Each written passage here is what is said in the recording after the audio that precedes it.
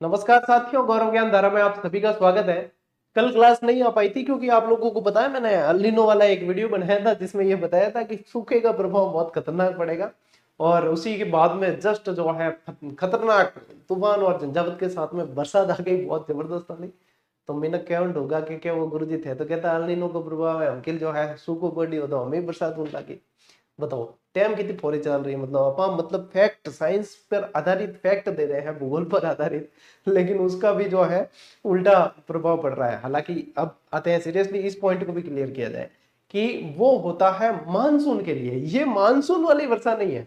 अपन ने बहुत अच्छी तरीके से जीके को पढ़ा है, तो मानसून पूर्व जो वर्षा होती है ना, उसे दोगड़ा कहा जाता है और ये दोगड़े से भी पूर्व की है, यानी कि ये बिन मौसम की बरसात थी। ठीक है, इसका कोई मानसून से लेना देना नहीं है। अल नीनो जब प्रभाव बनता है तो वो मानसून को कमजोर कर देता है। तो मानसून जो एक्चुअल में देखने को मिलता है वो कमजोर इस बार देखने को मिलेगा, और ला नीनो प्रभाव होता है वो मानसून तगड़ा करता है। तो कुल मिला के इस क्लास में ये क्यों बता रहा हूँ, क्योंकि इसी क्लास की इसकी वजह से ही अपने लाइट पानी की व्यवस्था बंद हो गई थी। लाइट यानी कि ये जो लाइट इलेक्ट्रिसिटी है, और पानी यानी इंटरनेट, इंटरनेट की लाइनें टूट गई हमारे यहाँ, तो सारी कनेक्टिविटी बंद हो गई थी। तो इसलिए ये क्लास अब रिकॉर्ड हो रही है, तो एक दिन का गैप इसीलिए आया है आपके। ठीक है, बताना मेरा फर्ज है क्योंकि काफी सारे बच्चे इंतजार करते हैं। ठीक है टाबरो, तो इंगे साथ ही एक और चीज थान बता दूं टाबरो, देखो अब तान ध्यान है कि सीईटी के मायने 40% की अनिवार्यता कर दी, वो तो सबने ध्यान है। और सीईटी के मायने मैं कह रही हूं, अगर बच्चे मुझसे पूछ रहे थे सर क्या ऐसी भी कोई टेस्ट सीरीज है क्या, सिर्फ उसको पढ़ ले और 40%, मैं कि सिर्फ 40% की बात कर रहे हो आप इसमें 80% लेके आओगे। 10,000 प्रश्नों की टेस्ट सीरीज आप लोगों के लिए तैयार हो गई है, जिसके अंदर आपके देख लो राजस्थान भूगोल अर्थव्यवस्था, राजस्थान इतिहास कला संस्कृति, राजस्थान और का भारत का भूगोल और राज व्यवस्था, दैनिक विज्ञान कंप्यूटर, सामान्य हिंदी और इंग्लिश ग्रामर। और भाई साहब इतने शानदार प्रश्न नए पैटर्न के आधारित जो राजस्थान जीके के प्रश्न पूछे जा रहे हैं, उनके बोनस टेस्ट भी इसके अंदर शामिल किए हैं। यानी कि जैसे एक चैप्टर है भारत का, अपने राजस्थान का भौतिक प्रदेश, तो 2-3 टेस्ट तो ऐसे मिल जाएंगे जो आपके सभी तरीके के प्रश्न है जो रेगुलर टेस्ट सीरीज, उनकी व्याख्या भी। और एक टेस्ट इनका ऐसा मिलेगा 10-15 प्रश्न का, जिसमें सिर्फ और सिर्फ कथन कारण कालानुक्रम वाले वो जो दिमाग को हिला के रख दे, वो सारी चीजें यहाँ पे, उनकी व्याख्या। मैं कह रहा हूं 70 से 80% सिर्फ और सिर्फ इनसे ले आओगे। अब ये प्लेटफॉर्म आप लोगों के सहयोग से ही चल रहा है और आप लोगों की सेवा के लिए चल रहा है, इसलिए आप देखोगे कि 10,000 प्लस प्रश्न देने के बावजूद भी इसकी जो है प्राइस देख लीजिए। ये कोई सिंगल सिंगल भी ज्वाइन करता है तो उनके लिए भी सुविधा है, जरूरी नहीं है कि एक ही रखी होती। तो मान लीजिए किसी को सिर्फ भारत का भूगोल और उस पर अभ्यास करना है तो वो है, और जिनको कंप्लीट करना है वो ये अलग अलग ज्वाइन मत करना, वो सीधे यहाँ जाना, क्योंकि अलग अलग की काउंटिंग करोगे ना आप तो वो होगी 306। लेकिन वहां पे भी आपको ऑफर दे दिया कि 251 रुपए, और जीएसटी तो देखो सरकार लेती, जीएसटी जुड़ेगा, सीधी सट बात है। ई कॉमर्स कंपनियां जीएसटी के अंतर्गत ही आती है, जीएसटी सरकार लेती है। हम जो आपसे लेते हैं वो ये है, ठीक है, प्लस जीएसटी जुड़ के आता है तो वो जीएसटी ऊपर के पैसे सरकार ले लेती है। तो हम ये लेते हैं, उसमें आप लोगों को ये सेवा दे रहे हैं। मई महीने में लॉन्च किया ये, और आगे आने वाले मई तक ये जारी रहेगी। जो जितना लेट ज्वाइन करेगा उसको उतने ही बचे हुए समय के लिए मिलेगी, बिना इधर उधर देखे इफ एंड बट। ये है भाई, मैं कल कहीं भी हो एक वीडियो बनाया कि एक पिज्जा और 2 कोक आप चलते चलते जो है 200 250 300 रुपए खर्च करके आ जाते हो। 300 350 रुपए में ये जो मैं बता रहा हूँ एक पिज्जा 2 कोक आते हैं, और इससे भी कम में 251 रुपए में आप लोगों को मतलब पात्रता क्लियर हो रही है। ये समझ लो, ढंग से अभी से अभ्यास करना है, अभी से इसको प्रैक्टिस में ले लेना है। ठीक है, बार बार नहीं बताऊंगा, एक बार बता दियो है तो सारा ही साथियों तक आ सूचना थाने पहुंचानी है। ठीक है, चलो टाबरो अब आवा आपा क्लास बात है। तो आरबीएसई क्लास के अंदर अपने चल रहा था राठौड़ वंश, और राठौड़ वंश में आज अपन पढ़ेंगे जो खास शासक जो अपने क्या कहते हैं आरबीएसई की किताब में दे रखे हैं, वो मालदेव और चंद्रसेन। लेकिन टाबरो मालदेव और चंद्रसेन के अलावा, यानी कि काल आपे क्या पढ़ियो, काल आपा पढ़ियो राव जोधा जी। क्या पढ़िया? राव जोधा जी। ठीक है, राव जोधा जी के खानदान है एक पुत्र हा राव बीका जी। कौन हा? राव बीका जी। और राव जोधा जी के एक भाई हा जिनको नाम हो कांदल जी। कहीं हो? कांदल जी, कांदल जी।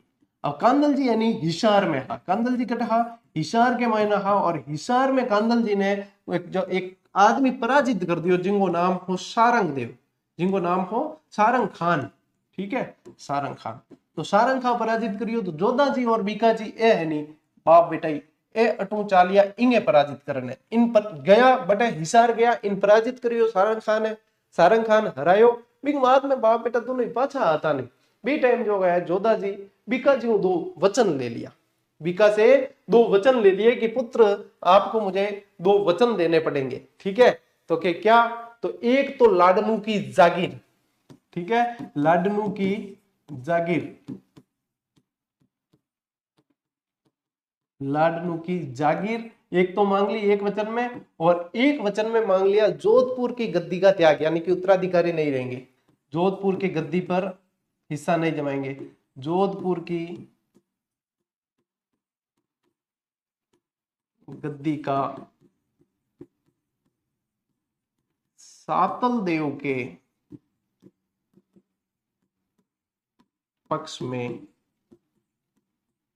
त्याग ये दो वचन मांग लिए तो फिर यहां से जो है राव बीका फिर बाद में कोडम देसर जाते हैं और कोडम देसर में जाकर फिर जो है जंगल प्रदेश के अंतर्गत जो आता है वहां पे फिर बीकानेर राज्य की स्थापना करते हैं और फिर वहां पे बीकानेर में राठौड़ों की अलग ही मतलब राठौड़ों का वंश वहां पे अलग तरीके से चलता है तो ये थोड़ा सा अपने को बीच में ये चीज जाननी थी कि हाँ जोधा जी के बाद में बीका की क्या स्टोरी रही और उसके बाद में फिर जो बनता है शासक वो सातल देव बनता है कौन बनता है सातल देव तो सातल देव के अंदर ध्यान रखना एक तो इन्होंने जैसलमेर के अंदर एक कस्बा बसाया जिसका नाम था सातलमेर क्या नाम था सातलमेर सातलमेर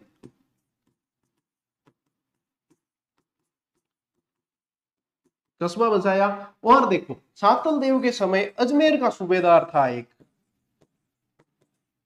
जो खास खास पॉइंट है वो सारे के सारे बता रहा हूं मैं अजमेर का सूबेदार था मल्लू खां कौन था मल्लू खां तो मल्लू खां से इनका जो है संघर्ष हुआ मल्लू खां को इन्होंने एक बार पराजित किया फिर बाद में मल्लू खां इनके ऊपर आक्रमण करता है यहाँ और मल्लू खां बुरी तरीके से हारता है ठीक है और हारी हुई सेना जो है वो जा रही होती है तो बीच में पीपाड़ एक जगह आती है जोधपुर के पास पीपाड़ तो पीपाड़ के अंदर जो है गणगौर की पूजा कर रही थी छोरियां ठीक है किसकी गणगौर पूजन और कितनी छोरियां ही 140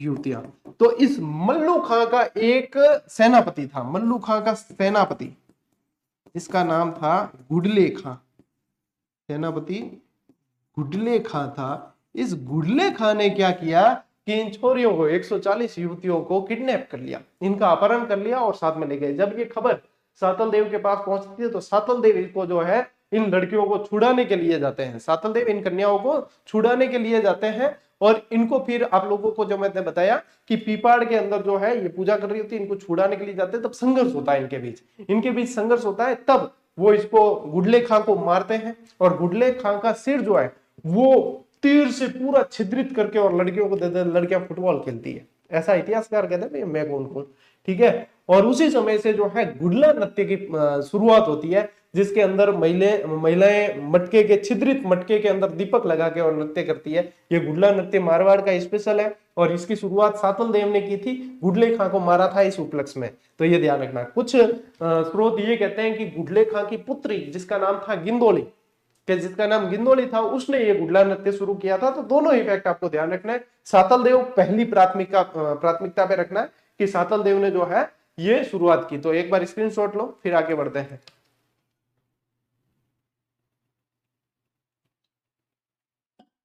देखो ये जो संघर्ष होता है ना इस संघर्ष में सातल देव खुद भी बहुत जबरदस्त घायल हो जाते हैं और गणगौर के दिन इनकी मृत्यु हो जाती है गणगौर के दिन सातल देव की मृत्यु हो जाती है ठीक है यहाँ गुडले खां यहाँ पे लिख देते हैं अपन कि सातल देव ने हराया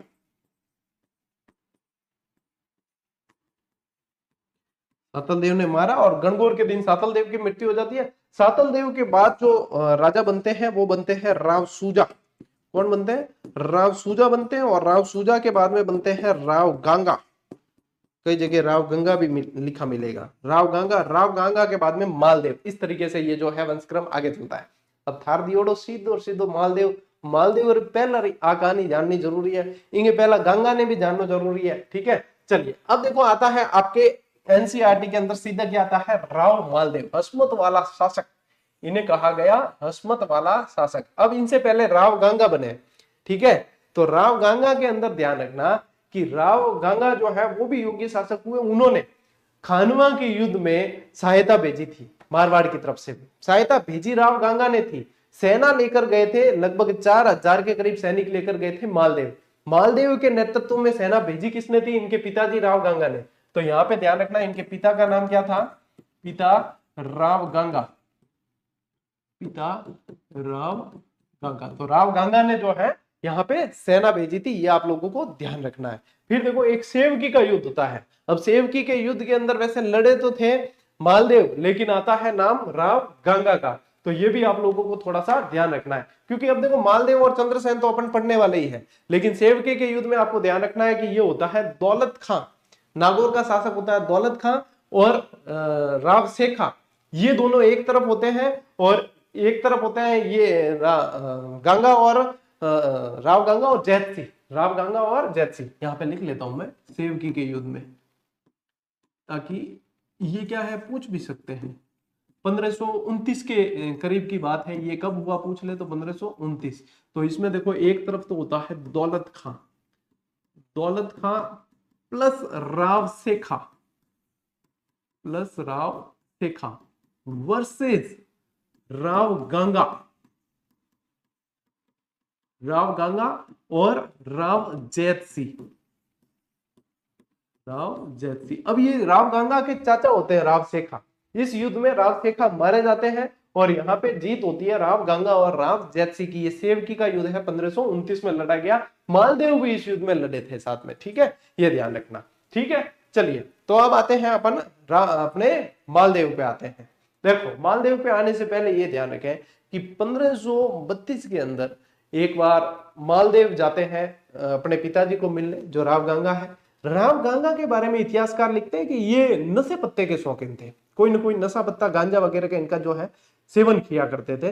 गांजा नहीं रहे, अफीम का, ठीक है, अफीम का सेवन किया करते थे। और अफीम की पिनक में एक बार बैठे थे, पिनक यानी कि नशे में एक बार बैठे थे, और मालदेव गयो चरण स्पर्श करने, और बाद में ये कहते हैं इतिहासकार के जो है राव गंगा ऊपर से नीचे गिर गए और उनकी मृत्यु हो गई।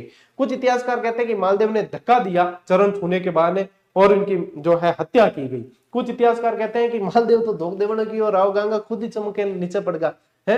अपने भी देखो एकदम किसी धुन में बैठे हैं और एकदम से आके कोई अपने को आवाज देगा तो अपन भी चमकेंगे ना ऐसे। तो वही चीज के वही इंसिडेंट हुआ, राव गंगा नीचे गिर गए और राव गंगा की मृत्यु हो गई। तो बहुत सारे विवाद चले थे उस समय, और इसी कारण जो है मालदेव को वहां जोधपुर छोड़ के जाना पड़ा था। और मालदेव का जो है राज्याभिषेक भी जो किया गया है वो सोजत में किया गया। इसी कारण कहां पे हुआ है? सोजत के अंदर राव मालदेव का राज्याभिषेक हुआ है, जोधपुर के अंदर नहीं हुआ है। ये ध्यान रखना है आप लोगों को, ठीक है, ये ऐसे ही इतिहास चलेगा भैया। अब देखो आते हैं अपन राव मालदेव पे। राव मालदेव के लिए ये कहा जाता है कि ये बहुत जबरदस्त शासक हुए, इन्हें 52 युद्धों का विजेता कहा जाता है। फारसी इतिहासकार इन्हें हस्मत वाला शासक कहते हैं। फारसी इतिहासकार क्या कहते हैं? हस्मत वाला शासक कहा जाता है। 52 परगनों के राजा भी इन्हें कहा जाता है। बहुत सारे जो है इनके नाम है। तो देखो यहाँ पे खानवा का युद्ध, खानवा का युद्ध कब हुआ था? 1527 के अंदर राव मालदेव ने राणा सांगा की ओर से इस युद्ध में भाग लिया था। उस समय मारवाड़ के शासक उनके पिता राव गांगा थे। अब देखो राव गांगा थे, राव गांगा की मतलब हत्या करने के कारण मालदेव पितृहंता शासक भी कहलाए हैं।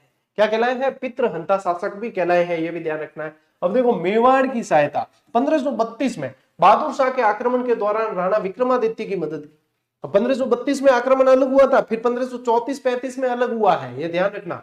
राज्य का विस्तार तो देखो 1542 में मेड़ता के वीरमदेव, अब मेड़ता के वीरमदेव और मालदेव के बीच में भी आपसी वैमनस्य हुआ। वो वैमनस्य किस कारण हुआ वो मैं बता देता हूं। यहाँ पे वीरमदेव का जब जब नाम आए तब तब ध्यान रखना, एक दरिया जोश नाम का हाथी था।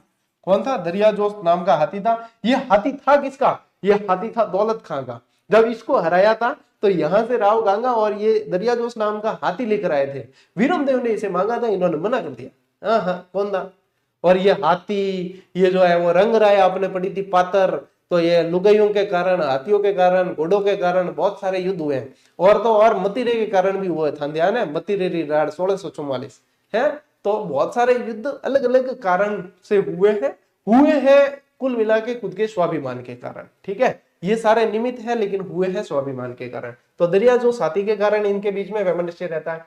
1542 ईस्वी में मेड़ता के विरमदेव और बीकानेर के राव जैतसी को हराकर उनके राज्यों पर ये अधिकार कर लेते हैं। तो देखो ये तो रहता ही है वैमनस्य इनके बीच में। और ये जो है ये ध्यान रखना है आपको। व्यक्तिगत जीवन के अंदर ध्यान रखना है भाई साहब रूठी रानी का प्रसंग। अब ये क्या है, 1536 में जैसलमेर के राव लूणकरण की पुत्री उमादे से विवाह होता है। भाई साहब स्टोरी आप लोगों के लिए, लूणकरण की पुत्री उमादे से विवाह होता है। इतिहास में पूछा जाएगा रूठी रानी का नाम बताइए, तो आप लिख के आ जाना उमादे। ठीक है, अब उमादे से विवाह होता है और ये बताते हैं कि विवाह की पहली रात के दिन, जिसको आप फर्स्ट नाइट बोलते हैं, उस दिन उमादे अपने कक्ष में मालदेव का इंतजार कर रही थी। मालदेव काफी समय तक नहीं आते हैं, दारू पीता, बट बैठन पार्टियां करता। तो एक दासी को भेजा इन्हें बुलाने के लिए। ठीक है, फार्मली कैडो को नाम हो बिंगो, मालदेव को बुलाने भेजा। और मालदेव मतलब वो दासी बहुत सुंदर थी। तो दासी रखना मतलब खराब बात नहीं है, लेकिन दासी सुंदर नहीं होनी चाहिए। तो दासी बहुत सुंदर थी और मालदेव जो है नशे में पूरे आशा मतलब पूरे आदि मतलब उसके अंदर पूरे ही रम चुके थे, नशे के अंदर नशा था, उनको कोई पता नहीं था। और ये कहते हैं कि वो दासी जब बुलाने गई है तो मालदेव जो है पूरी रात उसके साथ ही बिता लेते। सुबह उमादे को पता चलता है कि मालदेव पहला तो खोजियो के पार्टी करता हुई, बाल्टी में बैठा हुई, बिंग बाद में ध्यान पड़ी हो गया, दासी रहती ही पूरी रात। तो फिर उमादेव रूठ जाती है और उमादे कहती है कि मालदेव अब मेरे लायक नहीं रहे, मालदेव मेरे लायक नहीं रहे। ये बात पता चलती है उमादे के पिताजी लूणकरण। तो लूणकरण जो है मालदेव को मारने की प्लानिंग करते हैं। भाई साहब ठिकाने लगाना पड़ी, कंवर साहब गलत काम करती है। और ये चीज जो है मालदेव को कह देती है कौन, उमादे की मां, यानी कि लूणकरण की पत्नी, वो कह देती है। और फिर वो यहां से चले जाते हैं और फिर यहां से जो है मालदेव उमादे को तारागढ़ भेज देते हैं। तो रूठी रानी पूरे जीवन तारागढ़ रहती है रूठ के। अब बीच में ऐसी भी समय आया था जब जो है एक व्यक्ति है जिनका नाम है ईसर दास जी, वो उनको भेजा भी था बुलाने के लिए उमादे को वापस, और उमादे को मना कर लेके भी आ रहे थे ये। लेकिन बीच में जो है रानियों को, दूसरी रानियों को पता चल गया कि उमादे वापस आ रही है। तो इन्होंने यहाँ से आशा बारट को, जो है एक व्यक्ति है आशा बारट जो बहुत ही वाणी के धनी हुए हैं, उनको भेजा कि कैसे भी करके उमादे नहीं आनी चाहिए। तो जब बीच रास्ते में उमादे पहुंचती है तब वो एक दोहा बोल के सुनाते हैं कि मान तजे तो पीव रखो और पीव तजे तो मान, दोह गयंद न बंदी है एकण थंबे थान। यानी कि यदि मान रखते हो तो अपने पिया को त्यागना पड़ेगा, और पिया को रखते हो तो अपने मान को त्यागना पड़ेगा। क्या आप रूठ के वहां बैठे थे, यदि आप मान के कारण बैठे थे, आपके मान को हानि पहुंची थी इसलिए बैठे थे, और अभी यदि आप मान रखना चाहते हो तो पिया जी का त्याग कीजिए, और पिया जी के साथ में रहना चाहते हो तो मान का त्याग करिए। और दो गाय एक ही खंबे के नहीं बन सकती है, ये ध्यान रखना। कौन सी, एक तो पिया और एक मान। तो इसलिए जो है ऐसी उस समय भाई साहब ये चीज उनको खल गई और वो वहां से वापस जो है तारागढ़ की ओर रवाना हो गई। तो ये चीज रही है, उमादे वाली स्टोरी रही है, जिसको अपने राजस्थान के इतिहास में रूठी रानी का इतिहास के नाम से जाना जाता है। ठीक है, तो ये ध्यान रखना है। चलिए विवाद देखिए, मालदेव के ससुर उन्हें मारना चाहते थे, जिनकी सूचना मालदेव को उनकी सास दे देती है। मैथान बता दी हुई और नोट्स मेकिंग पैटर्न है पूरी। परिणाम क्या हुआ कि इस घटना से मालदेव और उमादे के संबंध बिगड़ गए। रानी उमादे रूठ कर अजमेर के तारागढ़ किले में रहने लगी और इतिहास में रूठी रानी के नाम से प्रसिद्ध हुई। ठीक है, ओ ये टब्रो ले स्क्रीनशॉट। अरे बढ़िया बढ़िया स्टोरी है, इतिहास में ये चीजें पूछे है सारी सारी। ठीक है, अब देखो शेरशाह सूरी से संघर्ष किसका हुआ, मालदेव का शेरशाह सूरी से भी संघर्ष होता है। अब शेरशाह सूरी का संघर्ष तो हो रहा था हुमायूं से। किससे हो रहा था, हुमायूं से संघर्ष हो रहा था। तो शेरशाह सूरी ने मालदेव को एक संदेश भेजा कि हुमायूं जो है ना आपके वहां से निकलेगा, तो हुमायूं जब वहां पे आ जाए तो मुझे सूचना दे देना। तो मालदेव ने वहां पे उस समय कोई जवाब नहीं दिया, लेकिन वहां से दिल्ली सल्तनत से कोई लेटर आया है, यानी कि उसका मतलब रेस्पॉन्स देना है। हुमायूं आता है यहाँ पे और कहते हैं कि एक जोगी तीर्थ या कुल ए जोगी नाम की एक जगह है, क्या कहते हैं, जोगी तीर्थ, और या फिर इसको पढ़ने में आता है कुल ए जोगी। इस जगह पर फड़ौदी के पास इस जगह पर इनकी मुलाकात होती है। किसकी, मालदेव और हुमायूं की मुलाकात होती है। और वहां पे मालदेव हुमायूं को पकड़ते भी नहीं है और शेरशाह सूरी को संदेश भी नहीं भेजते हैं। ये चीज बाद में शेरशाह सूरी को पता चल जाती है। तो शेरशाह सूरी की दुश्मनी हो गई अब किससे, दुश्मन का दुश्मन अपना दोस्त होता है। ठीक है, तो वो वाली चीज है कि यहाँ पे तो भाई दुश्मन का दोस्त अपना भी दुश्मन हुआ फिर, इसलिए वो वाली चीज हो गई। तो यहाँ पे फिर शेरशाह सूरी और इनके बीच में फेमनिस्ट के बीच यहीं से आ गए। तो देखो क्या हुआ कि शेरशाह से पराजित हुमायूं मालदेव से सहायता का संदेश भेजा था, क्योंकि वे जानते थे कि हुमायूं के बाद अगला नंबर उनका ही होगा। ठीक है, क्या शेरशाह से पराजित हुमायूं को मालदेव ने सहायता का संदेश भेजा था, ठीक, क्योंकि ये जानते थे कि हुमायूं के बाद अगला नंबर उनका ही होगा, कि भाई हुमायूं को हरा दिया है तो फिर बाद में मालदेव की तरफ ही आना है। गिरी सुमेल का युद्ध, ये गिरी सुमेल के युद्ध के बीच की मैंने स्टोरी आप लोगों को बता दी। अब ये गिरी सुमेल का जो गिरी सुमेल नामक जगह वो जैतारण में पड़ती है। ये गिरी सुमेल जगह कहां पड़ती है? जैतारण के अंदर, ये ध्यान रखना, जैतारण। और जैतारण कहां पड़ता है? वर्तमान ब्यावर के अंदर पड़ता है। ठीक है, ये जगह पूछते हैं। 5 जनवरी 1542 को ये युद्ध हुआ था। कब हुआ था? 5 जनवरी 1542 नहीं, 44, 1544 को। देखो 1544 ये होता है और 1644 मतीरे की राड़ होती है। ठीक है, शेरशाह ने चालाकी से मालदेव और उसके सेनापतियों के बीच अविश्वास पैदा कर दिया, जिससे मालदेव मैदान छोड़कर चले गए। अब देखो सेनापति कौन थे? सेनापति थे जैता और कुंपा। सेनापति कौन थे? जैता और कुंपा। हुआ ये कि ये वीरमदेव है ना, यहाँ पे तो ये आया नहीं है इसका जिक्र, लेकिन क्योंकि आरबीएससी की किताब में नहीं दे रखा ये नोट्स पूरी तरीके से उस पे, लेकिन वीरमदेव जो है ये बीच में चालाकी कर लेता है। वीरमदेव जो है जैता और कुंभा के पास में 20-20 हजार रुपए भेजता है। एक को तो कहता है हमारे कंबल लेने, एक को कहता है हमारे हथियार खरीदने उसके लिए, है ना। तो ये, लेकिन वीरमदेव और कल्याणमल ये जो है ये शेरशाह सूरी की तरफ मिल जाते हैं। जब शेरशाह सूरी की सेना आ रही होती है तो ये बीच में ही उनके साथ में मिल जाते हैं। अब ये मतलब चालाकी से रुपए उनके पास पहुंचाए और एक लेटर इनके जो है उसके क्या कहते रहे, मालदेव के खेमे के बाहर, मतलब उसके टेंट के बाहर गिरा दिया कि यहाँ, और इनके वहां पे जो है इनके वहां पे एक जाली लेटर ऐसे ही किसी के जरिए अंदर पहुंचा दिया। जैता और कुंभा के वहां तो जाली पत्र रखवा दिया अंदर छुपा के, और यहाँ पे इनके बाहर जो है वो एक लेटर गिराया इसके मालदेव के खेमे के बाहर, कि उसमें ये लिखा था कि आपके जो है सेनापति हमने खरीद लिए हैं, और जब युद्ध के समय जब आप सेना लेकर आओगे तो आपके दोनों सेनापति जो है ये पीछे हट जाएंगे और आपके खिलाफ लड़ेंगे। तो इसकी जो है जांच आप कर सकते हो, इनके खेमे में क्या रुपए पड़े। तो ये चीज पढ़ के अब कोई भी हो, आप हो या मैं हूं, ये अपन देखेंगे भाई चेक तो करा। चेक करा तो जैता और कुंपा के टेंट में से वो जहां रुके हुए थे वहां से रुपए निकलते हैं, लेकिन जैता कुंपा को तो इसकी कोई भनक ही नहीं थी। और ये पता चलने पर मालदेव जो है युद्ध भूमि छोड़कर जोधपुर किले की ओर चले जाते हैं और जोधपुर की जो है किले की दुर्ग की सुरक्षा के व्यवस्था में लग जाते हैं। ये बात जब जैता कुंपा को पता चलती है तो जैता कुंपा को लगता है भाई साहब अपने तो मतलब पेट खराब कर दिए इन्होंने, अपन तो बिल्कुल ईमानदार और अपने राज्य के प्रति बहुत वफादार है, लेकिन इन्होंने तो जालसाजी कर दी है, ये कूटनीति की है इन्होंने यहाँ पे। तब जैता कुंपा ये निर्णय करता है कि हम लड़ेंगे और अपने आखिरी सांस तक लड़ेंगे और इस चीज को साबित करेंगे कि हमने जो है कहीं भी विश्वासघात नहीं किया है। कहते हैं कि जैता कुंपा बहुत जबरदस्त तरीके से लड़े हैं, जी जान से लड़े हैं और अंत में वीर गति को प्राप्त हुए हैं। और इतने खतरनाक लड़े हैं भाई साहब कि इन अफगानों के जो है पैर उखड़ने लगे थे। और जब मरते मरते ये युद्ध जीता है शेरशाह सूरी, और उसके बाद में शेरशाह सूरी के मुंह से अनायास ही निकलता है कि मुट्ठी भर बाजरे के लिए मैं दिल्ली की सल्तनत खो देता। क्या मुट्ठी भर बाजरा, यानी कि ये पश्चिमी राजस्थान, इसमें है क्या बाजरा उगता है मुट्ठी भर, और इसके लिए मैं पूरी दिल्ली की सल्तनत खो देता, मैं यहाँ हार जाता। बताओ इतने खतरनाक तरीके से लड़े। अब उस समय मालदेव नहीं गया होता, इन पे विश्वास किया होता और लड़ते उस समय खतरनाक तरीके से, तो बस खेल वही खत्म था, दिल्ली सल्तनत पे राज कर रहे होते मालदेव। है देख ले आही कहानी। मालदेव के वीर सेनापति जैता और कुंपा ने शेरशाह से लोहा लिया और वीर गति को प्राप्त हुए। शेरशाह का कथन था उनकी वीरता से प्रभावित होकर कहा कि एक मुट्ठी बाजरे के लिए मैं हिंदुस्तान की सल्तनत को खो देता। और अंतिम समय देखिए 1545 में शेरशाह की मृत्यु के बाद, शेरशाह की मृत्यु होती है कालिंजर दुर्ग को जीतते हुए। ठीक है, बारूद का इनका जो होता है, अपने क्या कहते हैं उसको, मैं आज बहुत सारे शब्द भूल रहा हूँ, पता नहीं रोहित शर्मा को ज्यादा देखा है कि पता है क्या हुआ है। ठीक है, तो बारूद की जो उसको बोलते भंडार, ठीक है, जहां पे बारूद रखते हैं उसके अंदर ही गोला जो है वहां से टकरा के वापस आके वहां गिर गया, फट गया, मर गया। ठीक है, ये हुआ था।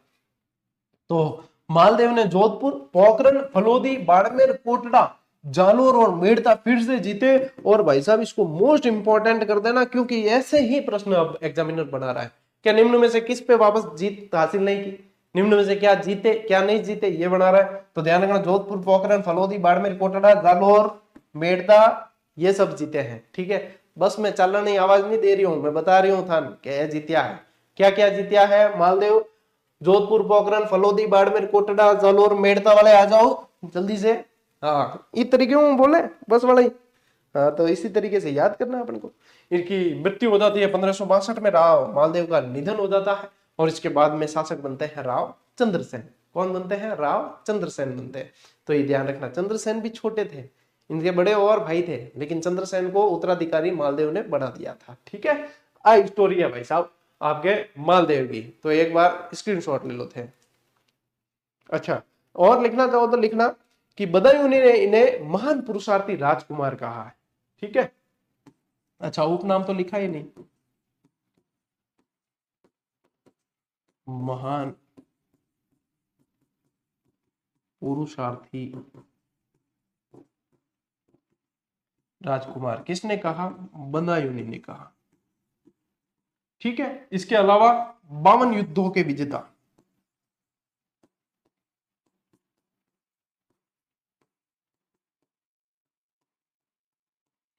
अस्मत वाला शासक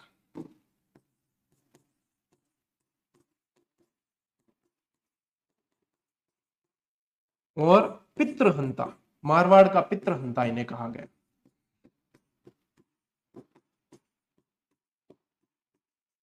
मारवाड़ का पितृहंता शासक। ठीक है, ये सारे उपनाम में भी आपको याद रखना है।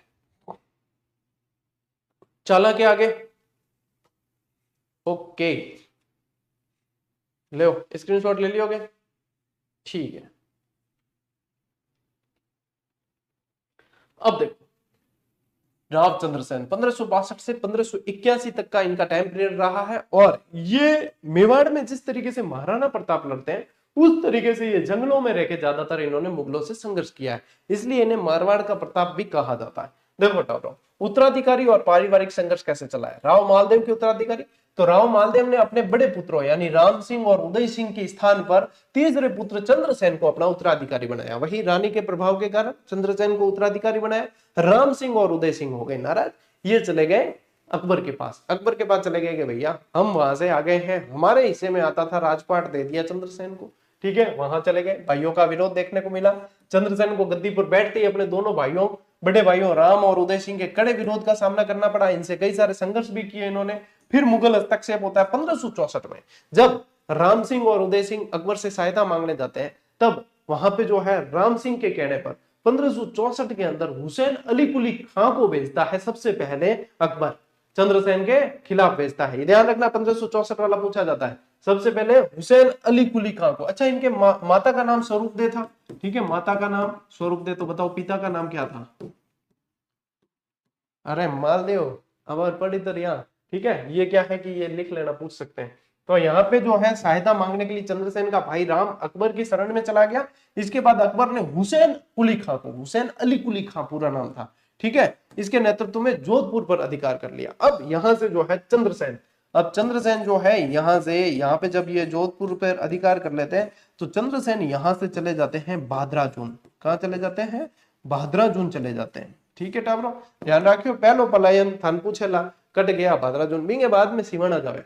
ठीक है, पहलो पलायन पूछे तो ध्यान रखना कि बादराजून गया है। ठीक, तो ये ध्यान रखना, स्क्रीनशॉट ले लो अब एक बार।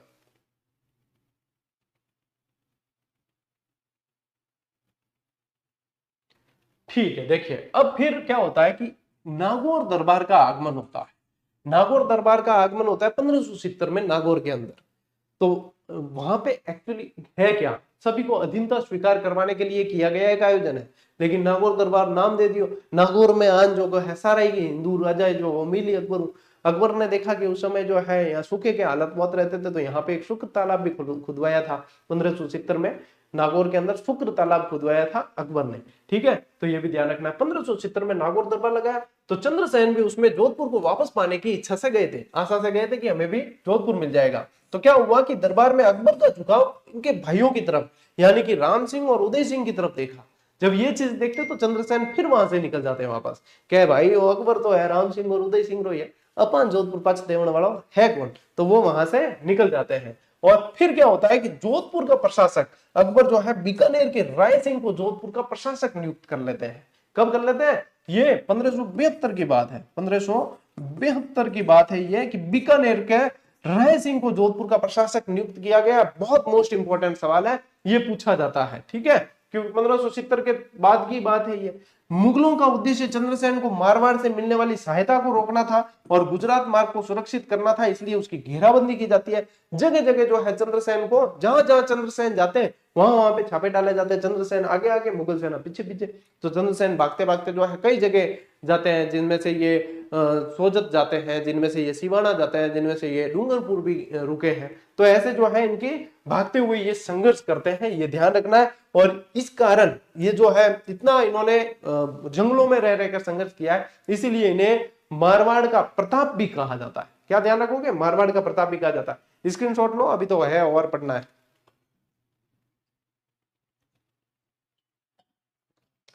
भागते भागते इनके साथ एक बार इतनी आर्थिक कंडीशन खराब हो गई थी कि 1576 में जो पोखरण का दुर्ग था इनके अधीन, चंद्रसेन के अधीन पोखरण का दुर्ग था, उसे इन्हें बेचना पड़ा। कितने? 1,00,000 फदिये में। 1,00,000 फदिये, फदिये सिक्के चलते थे उस समय। 1,00,000 फदिये में हर राय को देना पड़ा, ये हर राय को बेच दिया। इतनी आर्थिक कंडीशन खराब हो चुकी थी, ठीक है। देखो फिर क्या हुआ, भादरा जून से मैंने बताया आप लोगों को कहा जाता है ये सिवाना। 1564 में जोधपुर छोड़ने के बाद चंद्रसेन ने पहले भादरा जून और फिर सिवाना की दुर्गम पहाड़ी क्षेत्रों को अपना केंद्र बनाया था। तो ये सीक्वेंस ध्यान रखना कि पहले कहां बाद में कहां, ठीक है। देखो इस दरमियान इनके जो है, इस दरमियान साथी कौन रहे, मोस्ट इंपॉर्टेंट कर देना, ये चीजें ऐसे ही पूछी जाती है। मुगलों के विरुद्ध संघर्ष में रावल सुखराज, सूजा और देवीदास इनके प्रमुख साथी रहे हैं, प्रमुख सहयोगी रहे। कौन कौन रहे? रावल सुखराज, सूजा और देवीदास, ठीक है, ये ध्यान रखना स्पेशली। और छापामार युद्ध प्रणाली को ये तवज्जो देते हैं। सिवाना के बाद रामपुरा के पहाड़ों में ये चले गए, जब, ये भी मोस्ट इंपॉर्टेंट है, रामपुरा के पहाड़ों में रहकर इन्होंने संघर्ष किया। जब मुगलों ने दबाव बनाया तो इन्होंने पीपलोद, पीपलोद यानी कि पीपलूद, जिसको कहते हैं पीपलूद, पीपलूद राजस्थान का लघु माउंट कहलाता है। क्या कहलाता है? राजस्थान का लघु माउंट कहलाता है। ये है हल्देश्वर की पहाड़ियों में। कहां पे है? हल्देश्वर की पहाड़ियों के अंदर है, हल्देश्वर की पहाड़ियों में स्थित है।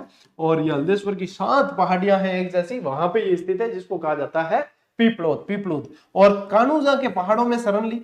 यहां इन्होंने मुगलों को परेशान करने के लिए लूट खसोट की नीति अपनाई, जिससे स्थानीय लोग उनसे कुछ नाराज भी हुए थे, क्योंकि स्थानीय लोगों को भी परेशानी हुई थी, तो स्थानीय लोग भी इनसे नाराज हुए। ये ध्यान रखना है कहां कहां रुके हैं, पीपलोद, कानूजा, रामपुरा, ये सारी चीजें आप लोगों को ध्यान रखनी पड़ेगी, ठीक है। ले उठाओ स्क्रीनशॉट। फिर देखो आगे बढ़ते हैं। अब देखो अन्य राज्यों में इन्होंने शरण ली है, जैसे कि निरंतर मुगल पीछा होने के कारण चंद्रसेन को मारवाड़ छोड़कर सिरोही, डूंगरपुर, बांसवाड़ा में शरण लेनी पड़ी। जो चीजें मैंने आप लोगों को समझाई है वही चीज नोट्स मेकिंग में वापस लिखनी भी जरूरी है, इसलिए मैं बताया ना आपको। जैसे सबसे पहले भादराजून के बाद ध्यान रखना सिवाना, रामपुरा की पहाड़ियां, कानूजा की पहाड़ियां, ठीक है। फिर बाद में ध्यान रखो डूंगरपुर, बांसवाड़ा, सिरोही तक गए हैं ये, ठीक है। फिर देखो मुगलों के सामने कभी न झुकने का संकल्प लेकर चंद्रसेन संघर्ष करते रहे और 1581 में इनकी मृत्यु हो गई। और ये पूछे कि मृत्यु कहां हुई, तो सिरियारी नामक एक गांव है, सिरियारी, ठीक है, सिरियारी शारण कहा जाता है, ये पाली के आसपास पड़ता है, ये ध्यान रखना है। यहाँ पे इनकी सिचियाप भी नाम से जानते हैं सिरियारी को, तो यहाँ इनकी मृत्यु होती है। ऐतिहासिक महत्व क्या है? मारवाड़ का प्रताप कहा गया इन्हें मारवाड़ का प्रताप कहा गया है, यानी कि महाराणा प्रताप से इनकी तुलना किसने की है? विश्वेश्वर नाथ रेऊ ने की है और राम सिंह सोलंकी ने। ये महाराणा प्रताप, ये कहा किसने है? ये कहा है विश्वेश्वर नाथ, विश्वेश्वर नाथ रेऊ और राम सिंह सोलंकी, ठीक है, दोनों का नाम ध्यान रखना। देखो प्रसिद्ध इतिहासकार विश्वेश्वर नाथ रेऊ ने चंद्रसेन की तुलना महाराणा प्रताप से की है और इन्हें मारवाड़ का प्रताप भी कहा गया है, इन्हें प्रताप का अग्रगामी भी कहा गया है, इन्हें प्रताप का अग्रगामी भी कहा गया, अग्रगामी भी कहा गया है, ठीक है। तो ये ध्यान रखना है। समानताएं देखिए महाराणा प्रताप और इनमें क्या रही। प्रताप की तरह चंद्रसेन ने भी मुगल शक्ति का डटकर सामना किया है और कष्ट सहे हैं, पहाड़ों में भटके हैं, लेकिन कभी मुगलों की अधीनता स्वीकार नहीं की। हालांकि एक चेंज ये भी है कि ये स्वीकार करने के उद्देश्य से गए थे, लेकिन महाराणा प्रताप कभी नहीं गए। कि ये तो नागौर दरबार में स्वीकार करने के उद्देश्य से गए थे। इन्होंने देखा कि अकबर का रुझान इनके भाइयों की तरफ है, अगर नहीं होता, अकबर रुझान दे देता सही तरीके से, तो ये स्वीकार कर भी लेते। तो इनकी मजबूरी भी थी कि इन्होंने स्वीकार नहीं की, इसके पीछे ये कारण भी है। ठीक है, उपाधि देखिए कि इसी अटूट साहस के कारण इन्हें मारवाड़ का प्रताप कहा जाता है, प्रताप का अग्रगामी कहा जाता है। ठीक है, ये सारी चीजें आप लोगों को ध्यान रखनी है। ठीक है, स्क्रीनशॉट लीजिए। ठीक टाबरों, इसी के साथ में आपके आज की ये आरबीएससी की क्लास पूरी हुई। तो कल नहीं हो पाई थी, लेकिन मेरी कोशिश यही रहती है कि बहुत अच्छी तरीके से आप लोगों को ये चीजें करवा दूं। अरे 2-3 महीने की बात है, 6ठी से लगा के 10वीं तक की सारी किताबें अपने कंप्लीट हो जाएगी। अरे सबसे ज्यादा जोर ही 10वीं की किताब में ही पढ़ना है, और सबसे ज्यादा जोर 10वीं की किताब के पहले चैप्टर में पढ़ना है। सिर्फ 10वीं की किताब जो है आपके 1.5 से 2 महीने चलेगी, और बाकी जो है 1-1.25 महीने के अंदर बाकी सारी किताबें हो जाएगी। 6ठी से 9वीं तो 1-1.25 महीने का ही काम है, और 10वीं की किताब ही मेन है, और उसमें भी पहला चैप्टर मैन है, यानी पूरा इतिहास आ रहा है। देखो मैं चाहता हूं तो मतलब पहला चैप्टर यानी 10वीं रो 3 दिन में भी करा सकता हूँ क्या? हाँ, जो आरबीसी में दियोड़ो है एक खाली वही शब्द कराना, वही लाइना करानी, तो बात मैं 3 दिन में करा देता हूँ। लेकिन मेरा उद्देश्य वो है कि भाई मालदेव आयो तो मालदेव पूरे पढ़ा, चंद्रसेन आयो तो चंद्रसेन पूरा ही पढ़ा, इनके बीच में कोई पावरफुल शासक आर्य है जो प्रश्न बन सके एग्जाम में। पर उद्देश्य तो वही है ना कि एग्जाम में पढ़ने वाला प्रश्न अपन सारा सारा क्लियर करा। तो मूल किताब में जो चीज दी हुई है बात तो पढ़नी है, लेकिन मूल किताब रे अड्डे बड्डे जो सिलेबस में कवर हुए चीजा वे भी तो पढ़नी जरूरी है ना। तो एक खातिर मैं पूरो ही कंसेप्ट लेन चल रही हूं कि मतलब थन तैयारी कराओ तो एडी कराओ कि हाथ 4 लोगों के बीच में मतलब बैट एंड सीनो ठोकर कह सका कि भाई पढ़नो भी है ना अगर तो, बट देख लो पढ़न भले ही मतलब फीस नहीं ले, लेकिन पढ़ाए तो तबियतों के सीधा सीधा सवाल बने एग्जाम में। तो अपार तो उद्देश्य ऊंचे से है ना। और ये सीईटी की टेस्ट सीरीज के बारे में आप लोगों को बता दिया। देखो समय व्यर्थ मत करना, सीटें फुल हो जाएगी, फिर ये सोल्ड आउट हो जाएगी, फिर आप ज्वाइन नहीं कर पाओगे। अभी ऑफर है, 7 दिन तक ऑफर रहेगा, 7 दिन के बाद में भी लिखा हुआ है 7 दिन तक तो ये ऑफर है, उसके बाद में प्राइस हो जाएगी 275। जीएसटी और जुड़ेगा तो फिर देख लो और रकम बढ़ती है फिर। ठीक है, समय पे ज्वाइन करो, समय पे जो है आप लोग एनरोल हो जाते हो तो आपकी जो है चिंता खत्म। ठीक है, चलिए साथियों, आज की इस क्लास में, इस सेशन में इतना ही। अब मिलते हैं अपन अगली क्लास में, अगले सेशन में। तब तक के लिए राम राम, जय हिंद।